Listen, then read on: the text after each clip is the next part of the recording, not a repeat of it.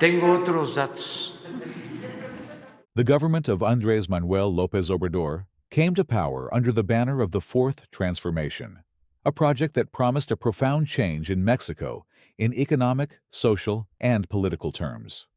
However, after his administration ended, the results were far from the expectations generated. The Fourth Transformation was presented as a break with the neoliberal model that, according to AMLO, had dominated Mexico from 1982 to 2018. Although the aforementioned period was the subject of criticism, it is also undeniable that the country showed visible progress in terms of the standard of living of its population during those decades. In contrast, López Obrador's six-year term has been marked by economic stagnation and a lack of tangible results in terms of social well-being. Poverty and inequality persist, and the economy did not achieve the promised growth, leaving the country with fewer opportunities. López Obrador assured during his campaign that Mexico would grow at an annual average of 6%. This figure was presented as an ambitious but achievable goal, possible through a change in economic policies and greater austerity. However, the reality has been very different. Average growth barely reached 1%, the lowest of the last 6 presidential administrations. This lack of economic dynamism not only frustrated expectations, but also left the country poorly positioned to face external challenges. According to an analysis by the Employers' Confederation of the Mexican Republic, 6,330 formal companies closed in the country in the first 8 months of 2024 alone.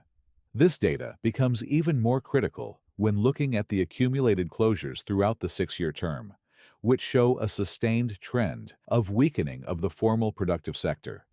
The uncertainty generated by abrupt regulatory changes, the questionable management of public resources, and the lack of incentives for investment severely impacted the economy. Tengo otros datos. One of the first acts of the López Obrador administration was the cancellation of the New Mexico International Airport in Texcoco, citing corruption and excessive costs. This decision created uncertainty among national and international investors, in addition to costing the country billions of pesos in compensation and loss of confidence.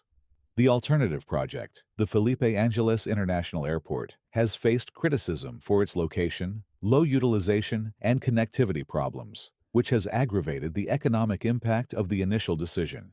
During the 6-year term, public spending on social programs increased by 45%, according to official figures. However, the effectiveness of these programs has been limited.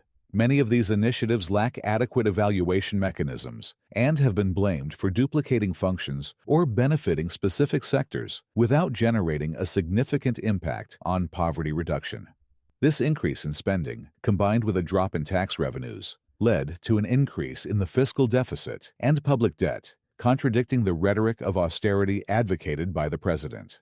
Another of the sectors most affected during the 6-year term was housing construction, which suffered a historic decline.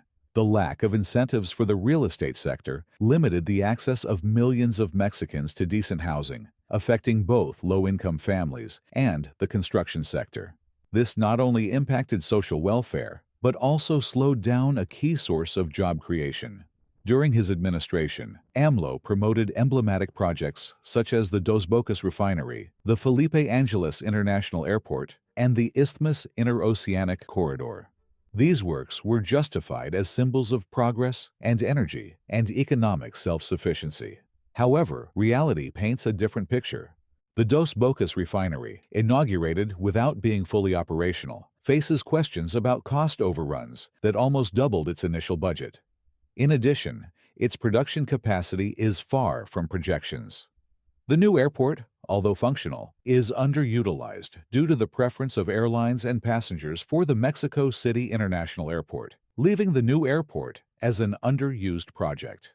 The Interoceanic Corridor has also faced delays and criticism for its lack of strategic planning, making it a project that runs serious risks of ending up being a white elephant, due to the fact that the port infrastructure that accompanies it is very limited. The failures are not limited to the economy.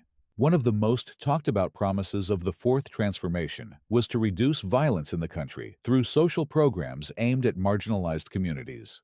López Obrador defended the idea that combating poverty would reduce crime, rejecting traditional strategies of confrontation with organized crime. However, this policy failed, and violence in Mexico remained high. In 2024, 30,057 homicides were recorded, an increase of 1.2% compared to 2023. The slogan, "Hugs, not bullets," remained an empty slogan, incapable of offering security to Mexicans. One of the pillars of the fourth transformation was the frontal fight against corruption, one of the most deep-rooted historical problems in the country. However, the results show a significant decline.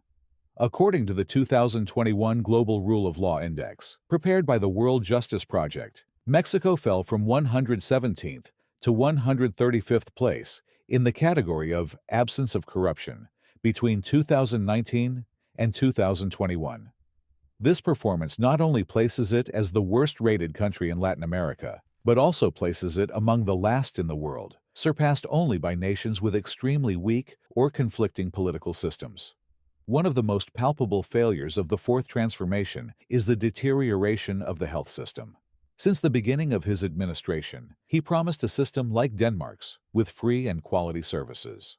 In practice, the country has faced a chronic shortage of medicines, which especially affects the most vulnerable sectors.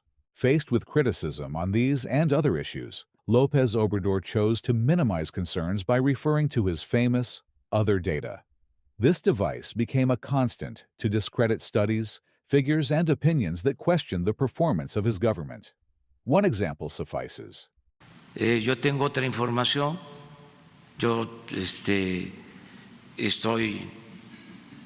es parte de mi trabajo. Pero son datos del Seguro Social y del Sí, INEGI. mis datos del Seguro Social, aquí los traigo, porque sabía que me iban a preguntar. ¿Cuáles Aquí son? está, este es el boletín comunicado, se les entrega hoy.